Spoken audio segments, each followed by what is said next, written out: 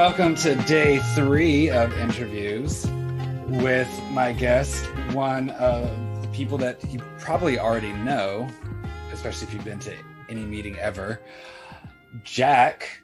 Jack, for those who may not know you, do you want to do a quick intro for yourself? Yes, hi Preston, great to be here. Absolutely. Jack Cieslak, he, him, which it's always good to get into the practice of getting those pronouns out there from various meetings. Maybe not necessarily ours so much, and I have been helping lead the group since its inception a couple years ago. Very active in the New York City poly community when that was still a thing you could do. And I like a lot of typically dude things, which I think we'll talk about later. I do some martial arts. I like to lift weights. I have a beard sometimes. And then also I do other kinds of stuff that is not necessarily gendered. I have a garden. I am very active in, kind of local progressive organizing stuff. So I do a lot of a little of a lot. And this group has been a really great place for me to kind of bring a lot of my skills and parts of my life together in one place. Really happy to be here. Yeah, I'm glad you were able to find some time in your busy schedule to meet with me, because I know you're probably still staying with your family during the pandemic, but trying to sort of still live the poly life time to time when you can. Speaking of that, then, you coming from the poly community, yes, was that the impetus for you wanting to connect more with your fellow men, or was it something else that happened in your life? Tell us a little bit about that. Sure, yeah, that's a great question to start off with. I am the eldest of 3 kids, and I am the only boy, assigned male at birth, however. I grew into that male identity, and I have my parents are still both alive and together, and I now live with them again, which is probably the first time in 10 years that I've lived here full time. And I always had a lot of close male friends growing up, or not a lot. It fluctuated, but it always seemed like enough, I should say. And those relationships developed and grew over time. And to tie it into the poly community, one of the inciting factors for this group forming was that myself and another one of the organizers were on a poly Facebook group thread that was talking about how bad cis-het dudes can be. You got to be good at talking about your feelings and communicating and all these other things that in our mainstream society that we live in, men are not socialized, are not trained really to do well. And so that emotional labor falls on their usually female partners or femme-coded or whatever the partner that they're with. That person tends to have to do a lot of that emotional labor. So I had already, had a number of strong male friendships and relationships at that time. So I was like, okay, well, this is something that I'm already kind of good at. Could I be better? Yes, we all could. And then are there other dudes who want to help engage in that work together? Because this is something too that we see in sort of anti-racist work where, okay, so I'm a white person, I want to be better at this. Oh, does a person of color have time to teach me and walk me through it? And the answer is well, no, they're too busy being crushed by the system that you benefit from. So same thing, we wanted to make, or not same thing, similar thing, we wanted to make a space where men could do the labor of educating themselves, as opposed to relying on other people to do it for us, or sucking the air out of the room, etc.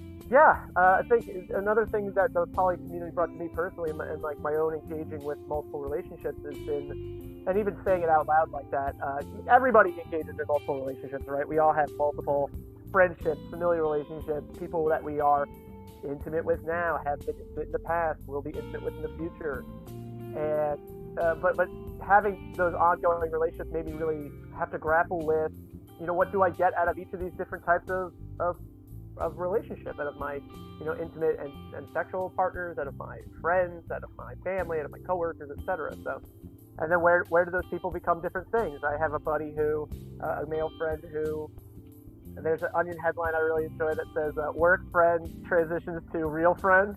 And I can remember the exact night we became real friends. He was coming to he was in Queens, but we were coming from Manhattan. He was going to go to my neighborhood. I was living in Gowanus at the time.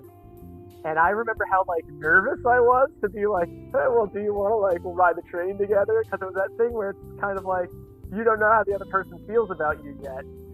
So it was kind of cute. It was kind of like I had a first date kind of feeling where it's like, dude, I don't know if this guy's gonna want to ride the subway with me and hang out. So I love it though. I'm here for all sorts of, you know, complex, challenging, fun relationships with people, you know? Yeah, and I think no relationship is more challenging really than familiar ones. And I actually have some questions here from your sister. Oh, yeah. If you feel like answering one or two of them. Yeah, absolutely. Yeah, which ones did you find most compelling? I'm definitely down to do those. Well, continuing with the sort of setup that we have here, do you think growing up with sisters helped to shape your view on what a man should be?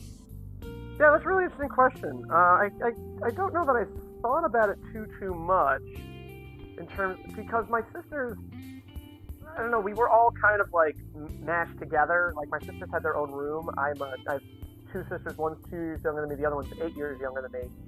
And then, so I always had my own room, and I was kind of like, and I was treated differently because I was the oldest and a boy, and I had kind of some very traditional indicators of success in like school, for instance, etc. So I won't say I was just like golden child who could do no wrong, but we were different on a lot of levels. Yeah, kids fight, and there was always that thing of like you can't hit girls and stuff. It's like, well, they're hitting me, and we're all kind of equal here. We definitely had weird kind of, or it's not weird, but like typical sibling interaction.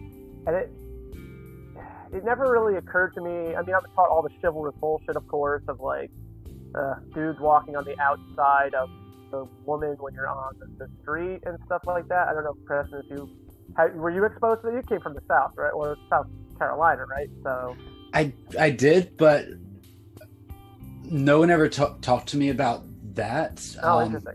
Yeah, no, my parents never really brought up dating or anything. I think I do remember my father having a talk with me a little early on about a guy at our church, my Sunday school teacher actually, and he said he's a little feminine, and he said he made it kind of a negative thing, and he was bringing it up because apparently I was acting in my father's eyes a little feminine. So I think my parents had an inkling early on that I was not going to be dating girls. But I did see that recently in a skit from a West Coast actor, a gay man, Michael Henry. It's one of those two. And it was a gay, he and other guys, it was a gay couple. And he was like, I want you to walk on the street side of the sidewalk. And the guy was like, why? Oh, so, you know, if a car comes careening down the road with a drunk driver, you'll get hit instead of me. And the other guy was like, I don't know if I really like this whole situation. Maybe we can, like, you know, trade off on this from day to day. Oh, okay, I like that. I'll have this day, you'll have this day, and then we'll alternate on Sundays. So what are we doing today? Well, today you're on the street side. And then you're the outside partner, yeah. Yeah, and then they kept going, and they eventually break up on the spot because essentially he doesn't want to get hit by cars. And Jesus. Well, again, that's and like honestly, okay, so it did give me kind of like weird baggage, because I definitely had to like unpack this weird feeling sometimes I would have if I was just walking with like a platonic male buddy and they were on the outside on the street side, and I was like, oh no, I'm in the girl spot, what? And I'm like, whoa, where the fuck is that coming from? Let's unpack that. So now I just don't give a shit, but it's still it's like a weird subroutine in the programming of my brain every once in a while that like is like spot identifier. Where are you? It's like, you know, it doesn't come up that much anymore. Again, I'm not gonna make a value judgment about it, but it's just, yeah, it's like a weird. So there was like weird chivalrous shit that was like just stuck in there. But yeah, it's not like because there were, you know, 3 women in the house and 2 men that it was somehow this bastion of female style communication and like a greater emphasis on emotionality and stuff. I was probably an emotional youth because like I bullied a lot as a kid. I had like a traumatic experience in like 1st grade that kind of really set me on a path of being mercilessly bullied by especially one other boy in particular. But when like just like it was like a fall I never kind of recovered from socially, but I still managed to maintain, like I said earlier in this call, like something I agree with is that like you can only really manage a few close relationships. At the time we're recording this, I'm on a Facebook break, and I had untenable amount of Facebook contact, and I would not call them all friends. So it really kind of makes you question, that how sprawling your friend network can be. But yeah, so to go back to that, I think my sisters had a little bit less to do with my definition of, masculinity, what it means to be a man, than my dad. And like but also watching how he treated them and treated us. He was a decent example. The thing I always say, if you've ever been to a meeting and we talked about parents, I will probably tell you that my dad is a crier and a hugger. My dad hugged me just today for like no reason. I was just like, the UPS guy was dropping something off that I thought was for me, so I was waiting near the door to like pounce on it when he dropped it off. My dad just comes over, and I thought he was like going to investigate what was going on outside, but he just wanted to hug me. So he just gave, and I really like leaned into it today. I was like, oh, the dad hug, fuck yeah. Mm-hmm. And he's a crier. He cries not just at funerals and stuff, but he cries at weddings and like happy events and stuff. He cried when my middle sister as a kid. He cried when the kid was born and stuff. So that is awesome. Yeah, I'm very grateful for that. But going back to this bullying before, I've actually never heard you talk about this. Oh my God, really? Yeah. I don't know if that was something you just unpacked at a meeting I was not at, or have you unpacked it at one of the meetings? We've never done a deep dive on this session we're going to do deep dive on bullying. Anybody want to start? Jack, let's go with you. Yeah. So we've never really done like a deep dive on it.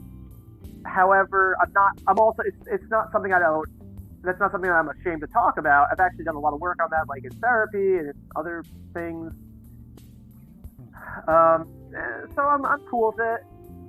But there was like one other dude in particular who, and I look back on my own behavior, not that you could tell a very emotional child that like my reaction to being bullied was to like rail at how unfair it was. And it was a Catholic school as well, and I was raised very Catholic, so it was like, we're supposed to all be like trying to be like Jesus, and like, why are you guys being so mean to me? And why is the power structure of the teachers and stuff, why are they incapable of dealing with this? So it was like there's a lot of hypocrisy going on there. The teachers were just incapable of helping me with my bullying situation. And I mean, looking back now and knowing what I know about the educational system and even the Catholic school where, you're paying a decent amount of money. Not that this was a fancy private school by any means. This is a very working class, middle class type of school. Mm-hmm.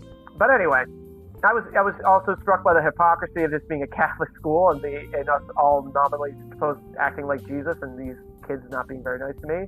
Yeah, so I mentioned I did a lot of work in therapy. I think everybody should be maybe not in therapy all the time. One of my female romantic partners in the past said that she thinks that therapy keeps people like going to therapy, and I'm like, oh, interesting. But at the same time, I think most people could pop into a therapist, every couple of months for a check-in or whatever. So, and I just think we don't. Mm-hmm. So.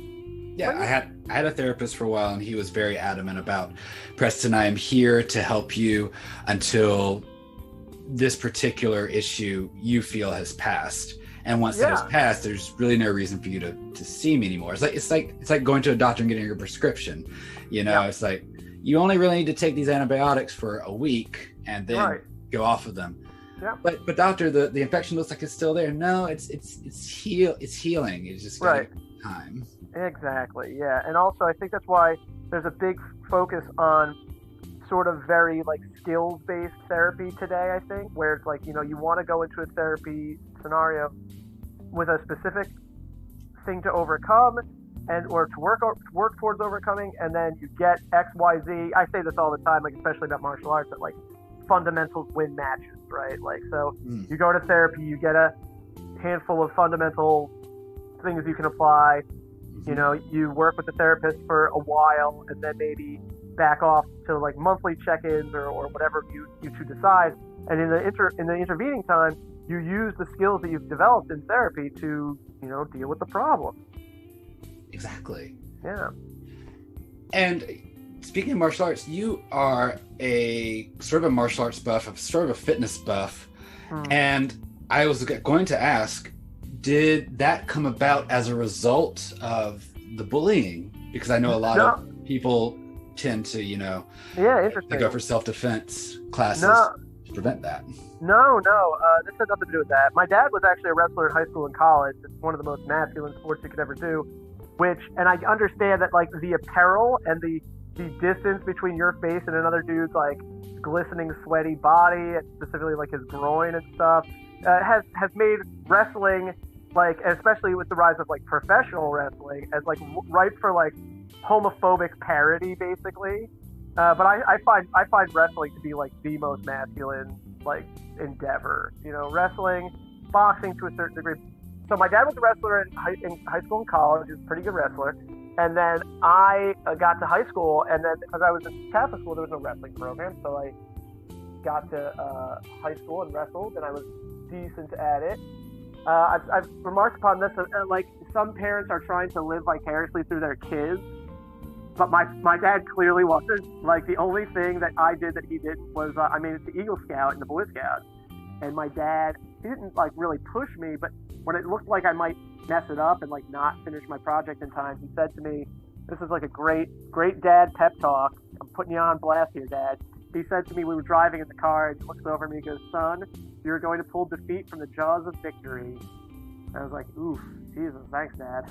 Still remember that. I'm 17 then. I'm 38 now, and I still remember it. So... And I'm just surprised that the Catholic school not having a wrestling team, because isn't there that? Well, no, there is a biblical story about an angel wrestling a man, but then there's also I think that's Jacob wrestling an angel. Mm-hmm. And then there's also like the stories about like the angels wrestling the devil and whatnot, which I think is specifically Catholic.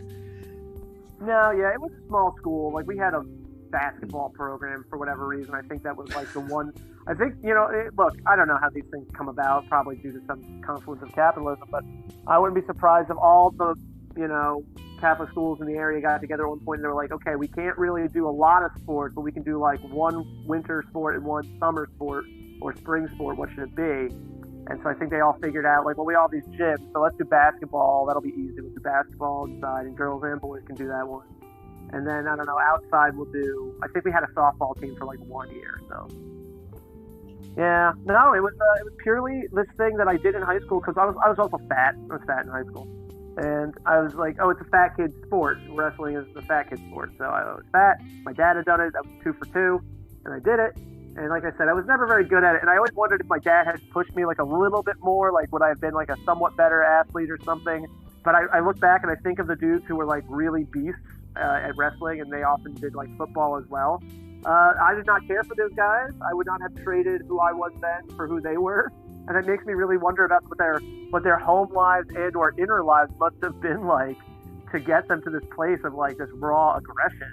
Like that's actually something I think about a lot when it comes to sports, is that I actually don't like competition. Like I had been doing jiu-jitsu for like 6 or 7 years before the lockdown really put a kibosh on that for the time being. But I had never gone to competition, and I mean, I remember the feeling of going to competition in high school and just it not being that fun, and it takes forever. I don't know if you've ever been to like a wrestling tournament that goes like all day. It takes forever, and you have to like become like physiologically and psychologically aroused is the term they use for it, but you have to do that like several times in the course of the day, and it's diminishing returns. Every time you try to get that response in your body, it becomes a little lessened, I believe.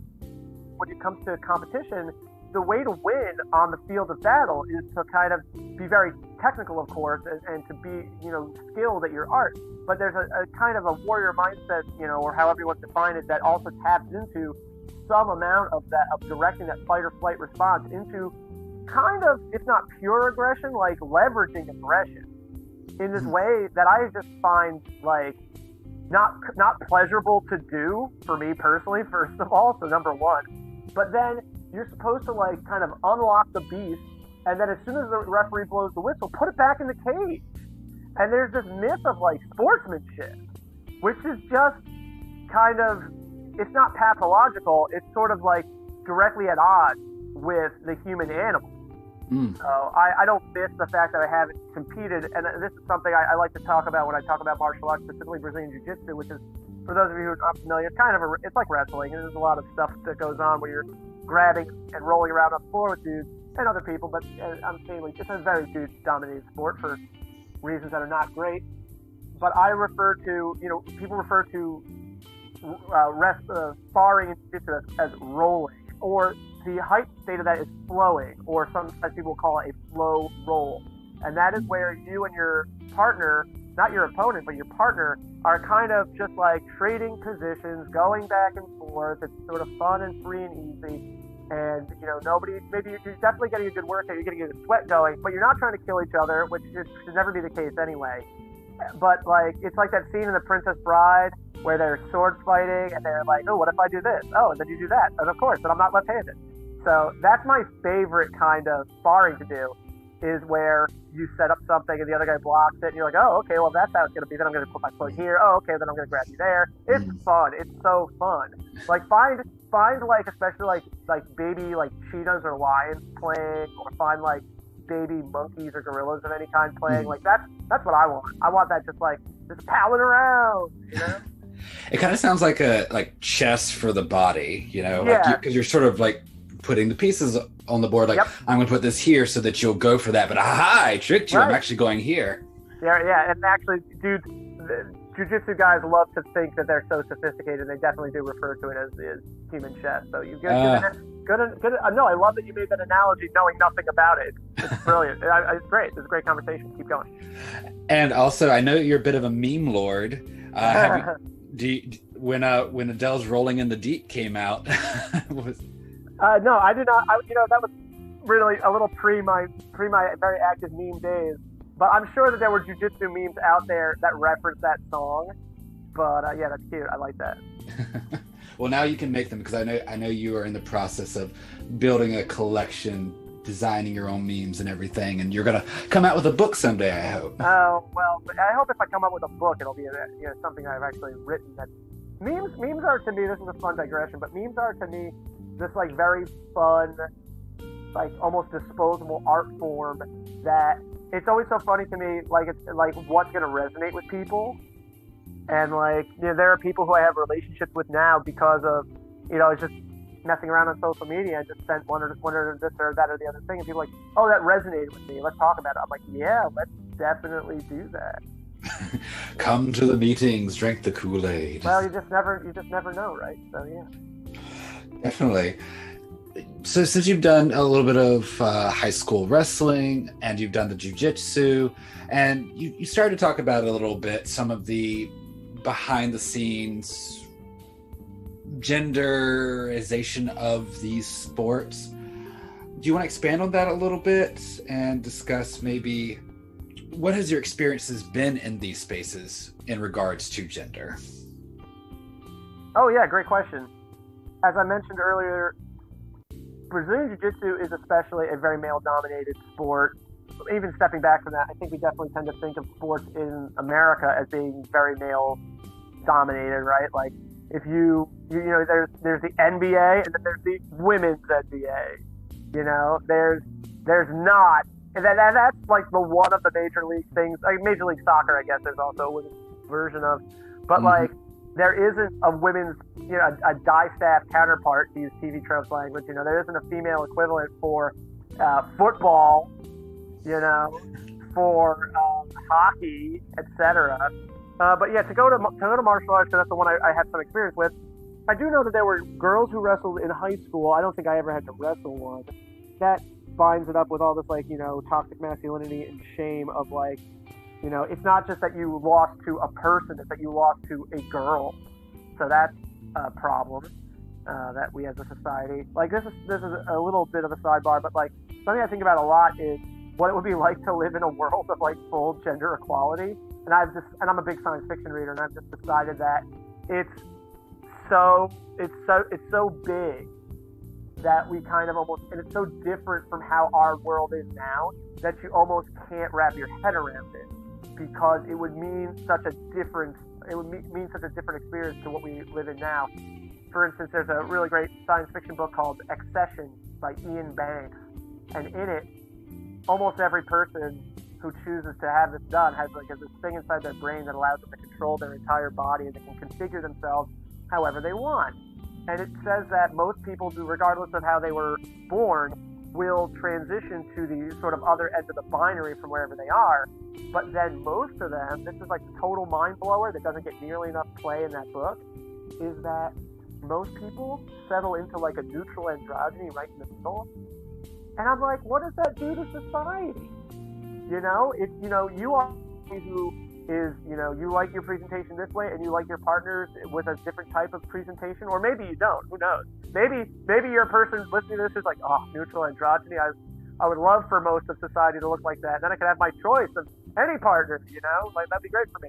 But anyway, more I'm interested in just like, you know, my photo that's up right now, I'm very beardy. I've got like a real bearded professorial look there with the turtleneck and the houndstooth jacket and shit.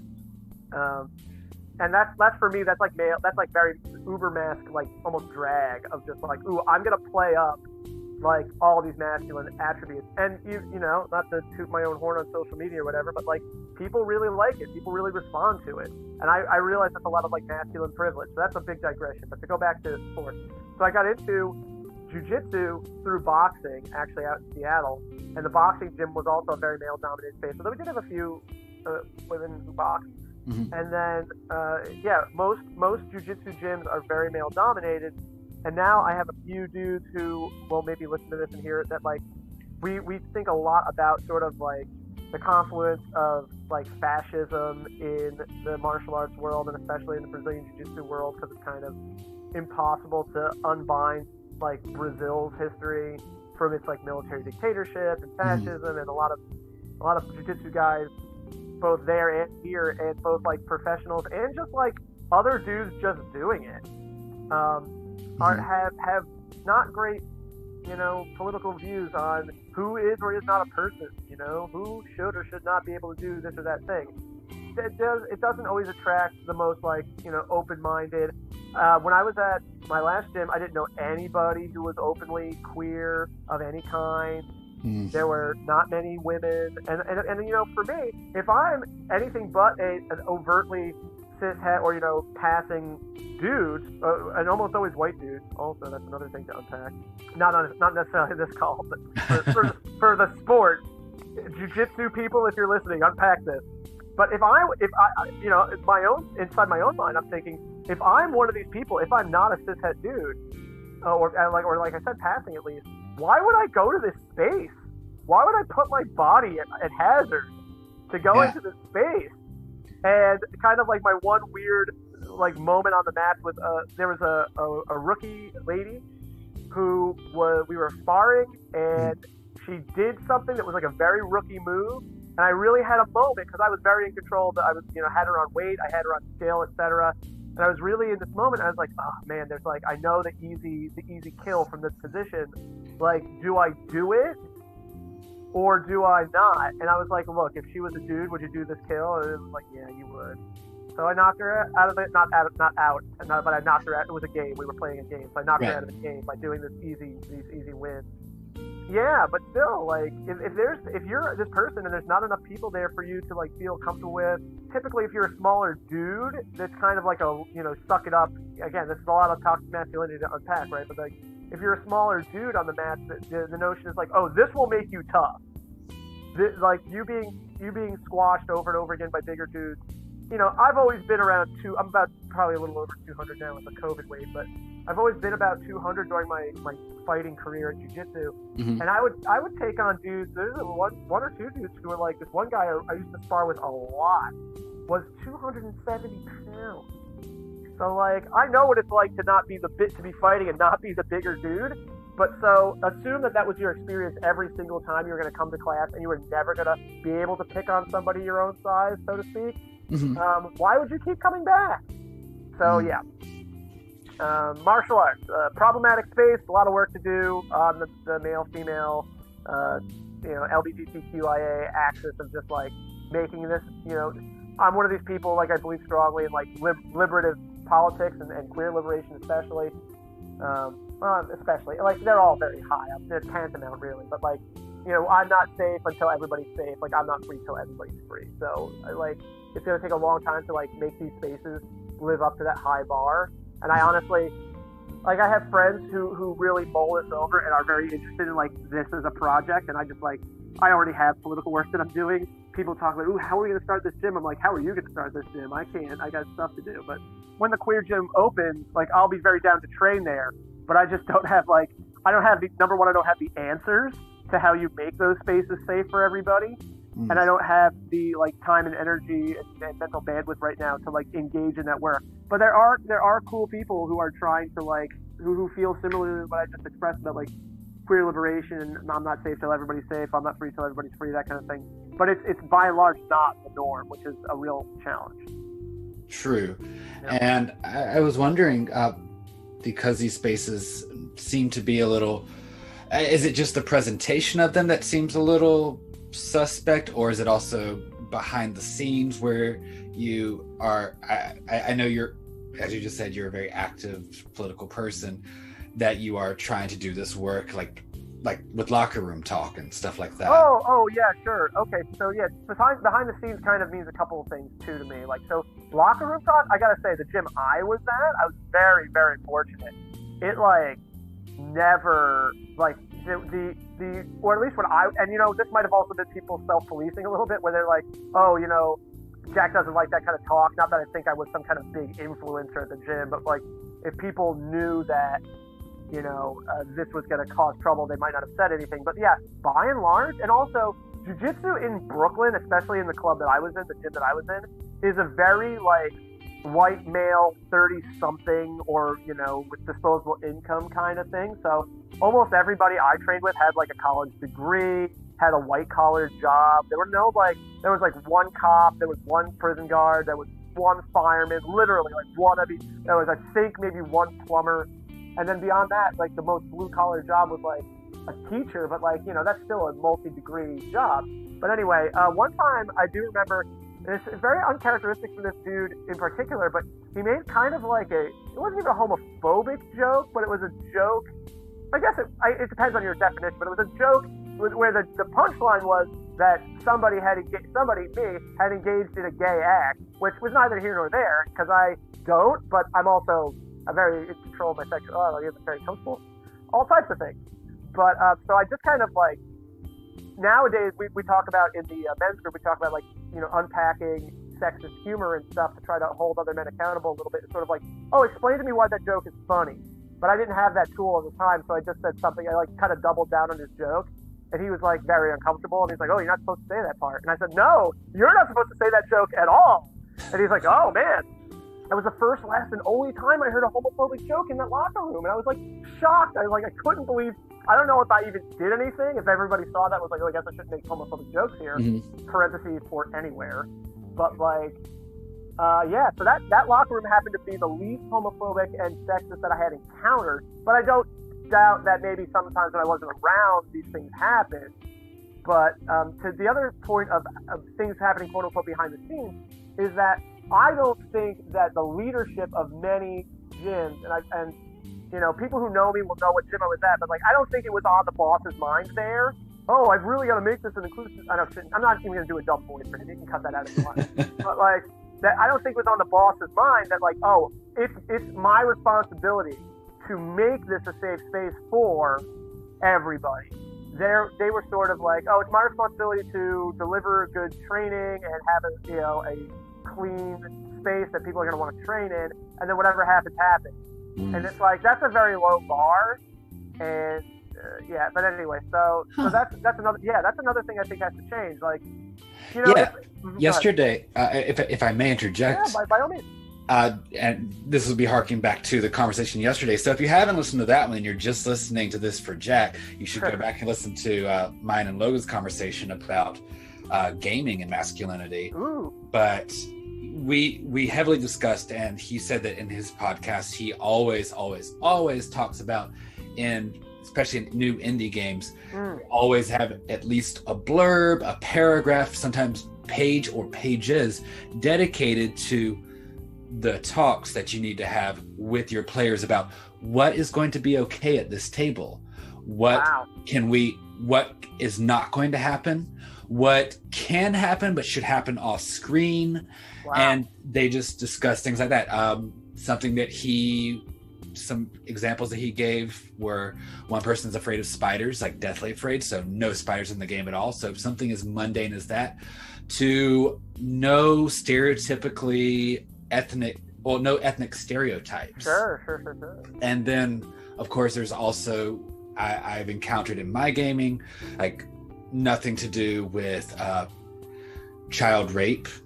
Or rape at all. Sometimes it can be one or the other. One table was like, we brought the child rape. And this is Dungeons and Dragons and stuff, right? Like, yeah. But I just want for the audience at home to be like, what kind of games are you guys playing? Like, true. I was a D&D guy in my youth, when I was like in high school and stuff, and we never really had. It never got that racy. It was very much like, there's a bad guy over here, we gotta go kill him. What is he doing? Oh, he just had stereotypically villainous things. He burned a town, I guess. Did he do anything bad to the people there? Presumably. Well, then a good follow-up from a question yesterday, because you are would you describe yourself as so there's heterosexual, and then there's a Greek word, it's probably genophile. Gynophile. Yeah. Gynophile, where you are specifically attracted to the female form, whereas heterosexual might mean, like, I would take heterosexual as to mean like you would be attracted to perhaps a trans person who is just happens to be of the opposite gender. Whereas if you're a gynophile, you might take some issue with a the trans physiognomy, if I'm using that word correctly. Yeah, I think you are, and I think that goes back to, like, needing a lot of language to unpack. I always say this. I say it this way: sex, sexuality, and gender. Yes, but my question is, if you identifying as one of those, right? At that time, did you find that? I doubt you, but perhaps you or your friends ever used female characters, either playing as them or as NPCs, non-player characters controlled by the game's master, as stereotypical in a positive or negative way? Or did you ascribe to them like ultra quote-unquote feminine traits? Did anyone use women in sort of a nefarious kind of way? Dude, yeah, I gotta say, and I'm actually still in touch with some of these dudes. I should go back and do a little, memory is a lie. So I'm tight with 3 dudes from high school, 2 of whom I used to do regular. We did, like, I don't know if you have this from your youth, but if you have, like, you probably had multiple characters that you made and used over the years, but you maybe had like 1 or 2 that you have a special affinity for. And I had a ranger that was like that typifies my gaming career as like this ranger. And so I don't recall any of what the female characters were doing during that time. But yeah, we so you sort of Lord of the Rings did a little bit. Oh hell, it was very Lord of the Rings. It was very dudes doing dude stuff together in the woods. I had a wolf, and even the wolf was a boy. Like girls were not a huge part of our games, honestly. And it kind of like we were all the Boy Scouts together. So I think really what we were doing in our D&D games was kind of like Boy Scouts in the woods with magic and swords and shit. Not like because the thing is, honestly, like none of us were like really big daters in high school. A few of us had like, that very high school thing where you're like uber monogamous, where you're like, I have a girlfriend, and you guys go to her locker, she comes to my locker, I drive her back and forth to school or whatever. But like, you're not really even a person until you're like 25. I don't know what their relationship. I didn't date in high school. I don't think I kissed a girl in high school. Well, this actually is a great time to interject with another question from the sister. Oh yeah, what? Are there any fictional characters in media, and any media, that encompasses your unique definition of masculinity? And maybe with that, you need to actually define masculinity for Jack. Oh yeah, well that's actually a great question, and it's something that one of my cousins asked me about is college. She interviewed me for some kind of feminist theory class or something. She was asking me about like, I forget, I should go back and find the question. But I found my answer some time ago, and I had to kind of, when it comes to like how I like people to behave, there aren't really specifically gendered qualities to it. When you draw any of these things back, so like for instance, I enjoy lifting weights, and I know that's a very traditionally masculine pastime, and so I realize I get a lot of privilege and a lot of, you know, society signs off on me lifting weights. Where I also feel like society's moved a little bit where it's like people of all presentations and gender identities can do these things, but you know, I think, you know, sometimes people can glance askance at women doing them or whatever. So, what is my definition of masculinity? I like to embody kind of a like nurturing masculine archetype, one who basically I feel like, and this is definitely like the conditioning of like lots of Catholicism plus comic books, which is that like my strength is for others. No, I'm serious. Like my strength is for others. Like when my strength is for me, my strength is to help me.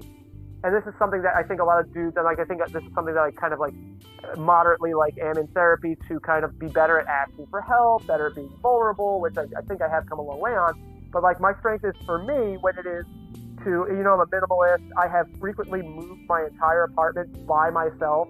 There's like nothing that I own that I can't pick up with my own two hands, basically, and like shove into a car and drag to the next port of call.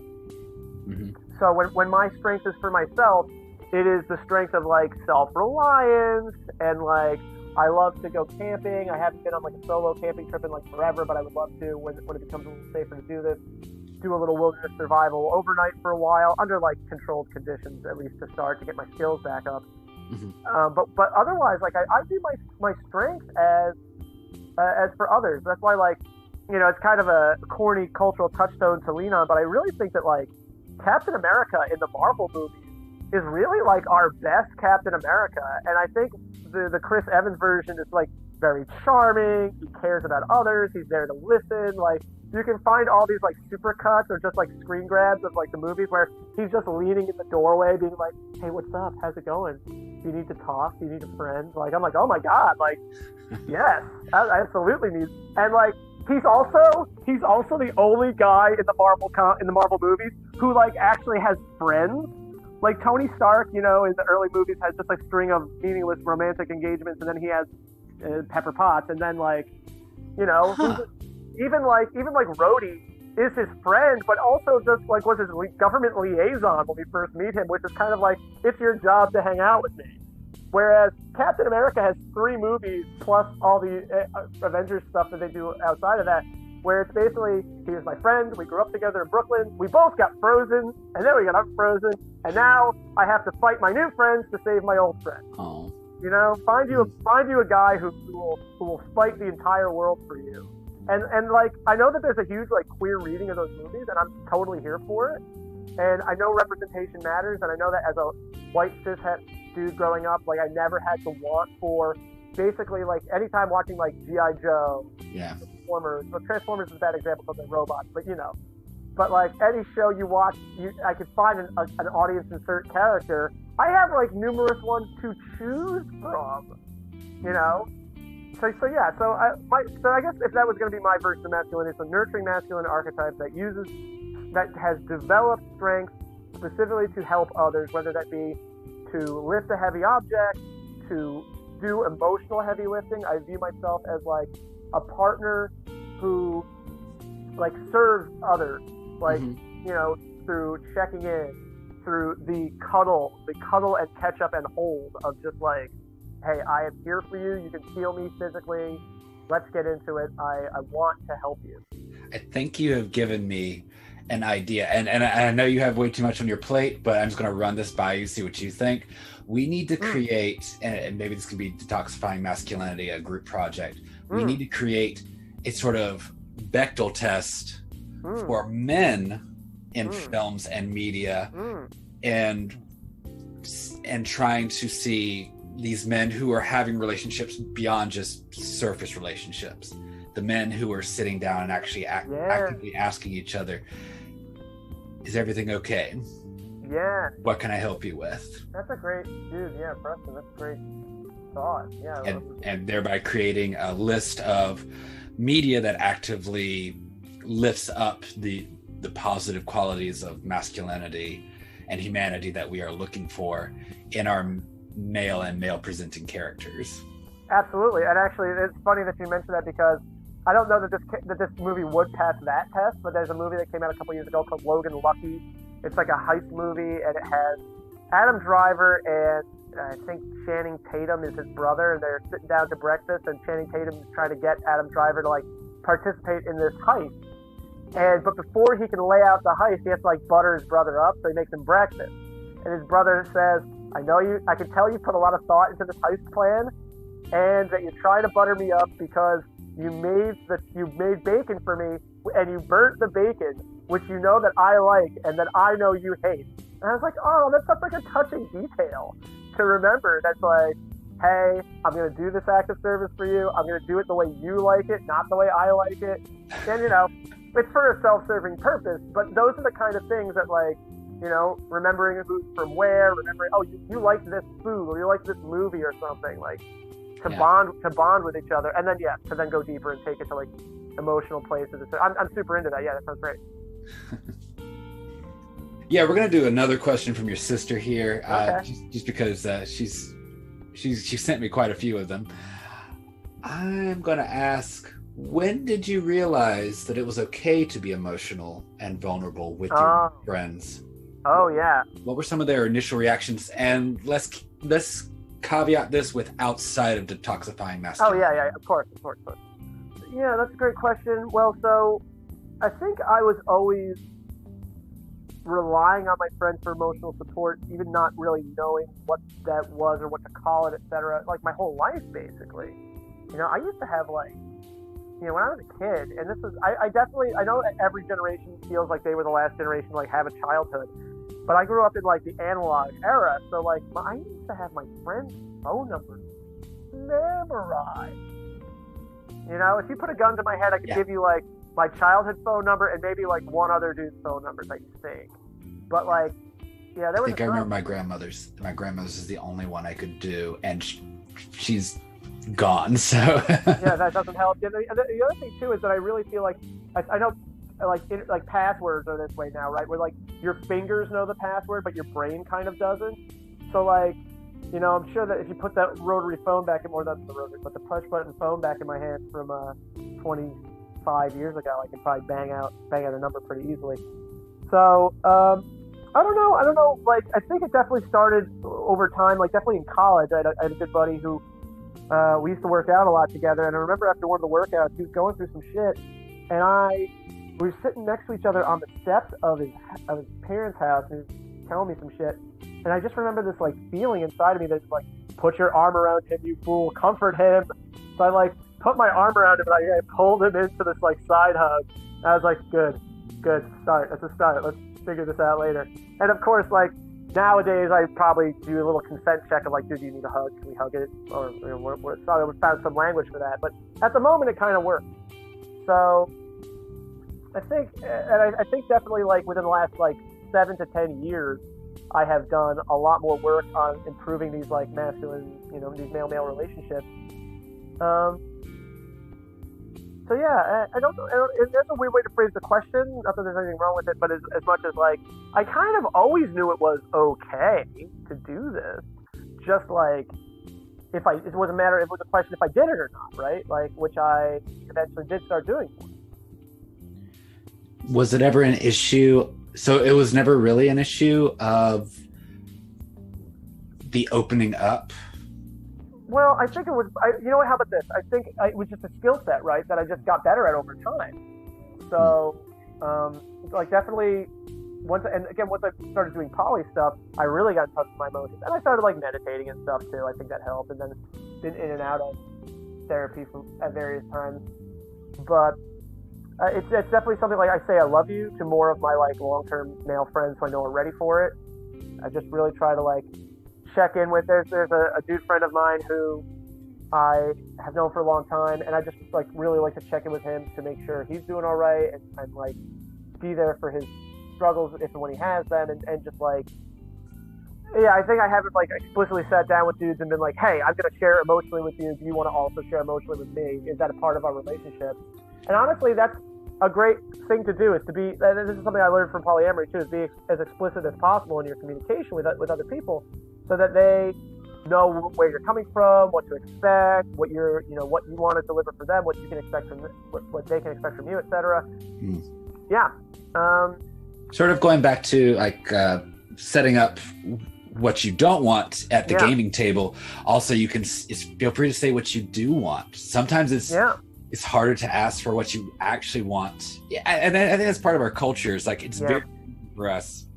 I don't know about the rest of the Western world, and certainly not the rest of the world, but in America, it seems that it's very easy for us to talk about what we don't like. Yeah. Harder for us to pinpoint down what we do like. I, as a server, when someone's like having trouble deciding what they want to eat, and I asked them, well, what are you looking for? It is the hardest fucking question for them to answer at that moment.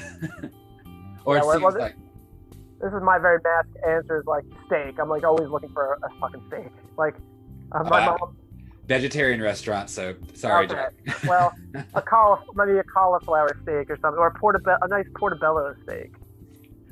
We do have a lovely roasted cauliflower. I love a roasted cauliflower. But this actually is reminding me of the conversation from a couple of days ago with my friend Justin. That's also part of this podcast series, where he mentioned, actually it might have been after the podcast cut off, but he mentioned to me a Reddit thread of apparently this woman asking men to anonymously answer the question of what is something that they cannot talk about. I think it might have been more specific than that, but it elicited all these very heartbreaking responses of men saying what they want to say and what. Ooh, is this the one where the thread was like one of the dudes was like, I haven't had a hug in like 3 years? He did. My friend didn't mention that one. Justin didn't mention that one, but he did mention one about a guy saying that he feels like he would give anything for his friends. He would give them his time, his money, whatever they need, but he doesn't feel like a single one of them will do that for him. Oof. Yeah, I think we've all been in those mismatched relationships. I refer to it as like a slider bar. Like you want the slider bar to be kind of like right in the middle, and it'll fluctuate, right? Like there'll be times when your buddy's going through a hard time, so the slider bar is pushed a little bit more in one direction, or maybe you're going through a hard time and the slider bar is pushed the other way. But yeah, what ride or dies or whatever, language you want to use to describe that. But that's really, really important to find those people and just keep doing whatever you can to invest in those relationships. And like, look, and I don't want to make this too much about us, but it means a lot to me that we met through Toastmasters, you got involved in the men's group, and you keep saying yes, you keep stepping up. And so it's helping build our relationship, and I really appreciate the labor that you're doing in the form of these recordings to like engage with the group and stuff like that. So that really shows me, who you are. So you just keep looking for, let people show you who they are and believe them, right? Very true. Well, actually, I say that, but I'm also sitting here sort of blushing a little bit. I never really take gratitude very well, and it's something I'm working on. Cool. I think a little bit of that imposter syndrome is in me. Yeah, it's like I'm not worthy of this. When you're in your place to accept it, just know that these feelings of gratitude are genuine, man. Like this is a nice capper for me on this for talking just about this men's group as a project. It's been surprising, it's been rewarding, it continues to be important, and people like you choose to, if you hear this, if you've never been to a meeting and you come to a meeting, I hope to see you. And if you hear this and you never come to a meeting, that just like the fact that people are coming and getting stuff out of it, and that it has been an opportunity for people to, kind of put their money where their mouth is, like help other dudes be better. And if I've, been able to share some time with people like you, Preston, and other people who I know I'm close with through other places, but also through this, it's been, I call that a huge win. Definitely. I do want to quickly say about the meetings. And that I think some of the best times I've had the meetings is not even when I'm engaging, but when I am listening. And listening is a form of engagement, but just being just being able to hear that others in the group are going through similar things, or that they are struggling, getting out their emotions with other men, makes me feel like there's a little bit of hope for me to eventually like peel back more and more of the layers. That's so great. I love that. And again, like the fact that you're continuing to help lead the group is like you're participating in your own liberation and your own possible future. And that's something I want for everybody.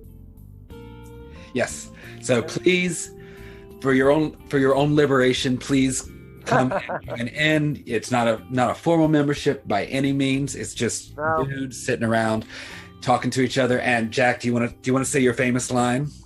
Oh, if you're man enough for you, you're man enough for us. I think that's a great line to end this on. Awesome. Well, thanks, Preston. It's really great chatting with you as always. Can't wait to do it again sometime with or without a recording. And see everybody at a meeting, maybe. Yes. See you all soon. Awesome.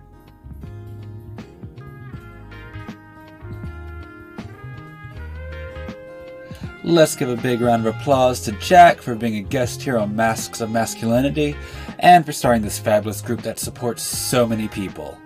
Jack is a founder and member of the Detoxifying Masculinity NYC group on Facebook, and you can find him on Instagram at big_Cieslak.